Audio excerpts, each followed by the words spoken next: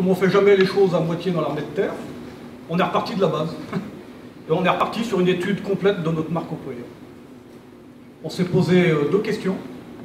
Qui sommes-nous comme employeur? Et comment souhaitons-nous nous positionner sur le marché de l'emploi? Ça peut paraître surprenant après 3 ans de succès, mais on s'est dit que ça serait intéressant. Effectivement, c'est une étude. Alors moi j'arrivais au bureau marketing du recrutement, sans grande expérience dans le domaine. Et donc j'ai pris le projet à bras-le-corps. Et au départ, je n'avais pas d'expérience, donc je suis allé voir les référents marque employeur dans des entreprises pour m'imprégner des techniques de travail sur la marque employeur. Donc on a suivi un processus un peu particulier, puisqu'on a travaillé dans un premier temps la marque employeur vécue, comment l'interne, nos soldats, racontait l'armée de terre, raconte l'armée de terre comme employeur.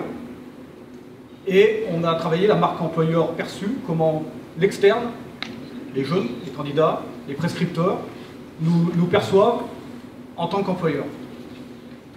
Alors pour éviter l'introspection, le biais de l'introspection, on a confié ça à des personnes extérieures à nos services, parce que très rapidement, je soupçonnais que si on le faisait en interne, on s'auto-congratule et on dise tout va bien, et on se limite énormément dans l'étude. Donc on a confié ça à des services extérieurs. Et moi j'avais la conviction dès le départ qu'une marque employeur, elle ne pouvait prendre sens que dans une perspective RH. Donc on est allé rencontrer tous les responsables RH et de commandement de l'armée de terre. On a fait tout un circuit d'entretien, d'interviews assez longues. Et ce qui a eu une vertu en plus, c'est de sensibiliser tous nos grands chefs aux problématiques de marque employeur. L'objectif, en fait, au bout du compte, ça a été d'essayer d'aligner sémantiquement ces 3 perceptions, enfin ces 3 visions. La marque employeur vécue, la marque employeur perçue et la vision RH de nos chefs. Et on en a construit une plateforme de marque employeur. Mais au-delà de cette plateforme, qui est une plateforme de discours, qui nous permet de travailler notre argumentaire recrutement, on en a tiré quand même 2 convictions.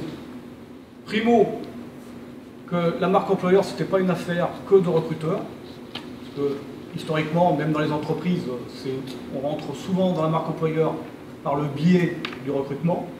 Et donc on s'est forgé la conviction qu'il fallait que l'ensemble de l'armée de terre, jusqu'au plus haut chef et tous les... Alors on ne parle pas de managers chez nous, enfin, des commandants, mais il fallait que l'ensemble de l'armée de terre soit mobilisé sur ce sujet.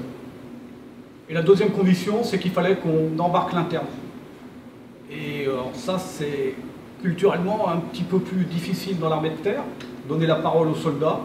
Et donc on s'est lancé dans plusieurs projets, justement pour en parler après, pour partager cette parole de soldat avec nos candidats, avec l'externe.